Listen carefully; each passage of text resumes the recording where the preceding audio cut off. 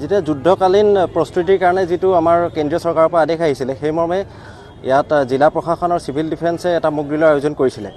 তো তাৰপিছত যেতিয়া এয়াৰ ৰেড ৱাৰ্ণিং অহাৰ লগে লগে চাইৰেন বজাৰ লগে লগে ব্লেক আউট হৈছিলে বা আপোনাৰ যিখিনি কৰিবলৈ কৰণীয় হ'ল, তাৰপিছত যে খবৰ আহিলে যে যি 2-3টামান জেগাত ইয়াত বম ষ্ট্ৰাইক বা মিছাইল ষ্ট্ৰাইক হৈছে, তাৰ কাৰণে অগ্নিকাণ্ড হৈছে আৰু মানুহ বহুত জখম হৈছে আৰু কিছুমান ঘৰ ধ্বংসপ্ৰাপ্ত হৈছে।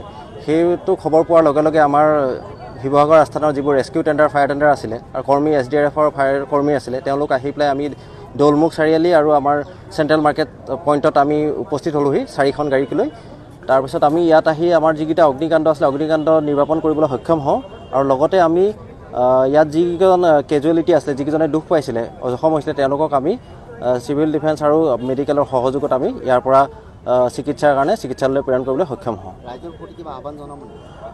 ৰাইজৰ প্ৰতি আমাৰ এটাই আহ্বান যে তেওঁলোক সজাগ থাকক, সচেষ্ট থাকক আৰু তেওঁলোকে যিখিনি মানে গাইডলাইনছ গভৰ্ণমেণ্টৰ পৰা দিয়া গৈছে তাৰ লগতে যিখিনি ইমাৰ্জেঞ্চি প্ৰট'কল মানে থাকেই, যেনেকৈ ধৰক CCTV কেমেৰা থাকে বা আপোনাৰ ইমাৰ্জেঞ্চি ফায়াৰ এলাৰ্ম থাকে বা ফায়াৰ এক্সটিংগুইচাৰ থাকে বা পানীৰ যিখিনি মাধ্যম থাকে, সেইখিনি যাতে তেওঁলোকে হস্তম ৰাখক।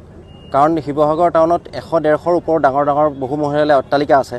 তো তাত আমাৰ ONGC ফায়াৰ ছাৰ্ভিচ আছে, আমাৰ ষ্টেট ফায়াৰ ছাৰ্ভিচো আছে। কিন্তু একে সময়তে যদি আপোনাৰ 15-20টা জুই একেলগতে লাগি যায়, তেতিয়াহ'লে আমিতো একেলগতে 15-20টা জেগাতে ইমান সম্ভৱ নহয়। গতিকে তেওঁলোকে নিজৰ জেগাত যিবোৰ আপোনাৰ ফায়াৰ হাইড্ৰেণ্ট আছে, ফায়াৰ এক্সটিংগুইচাৰ আছে বা CCTV কেমেৰা আছে, ডিটেক্টৰ আছে, সেইখিনি বস্তু তেওঁলোকে যাতে ভাল কৰি ৰাখে, কাৰ্যক্ষম কৰি ৰাখে, সেইটোৱে আমি আহ্বান জনাইছোঁ ৰাইজক।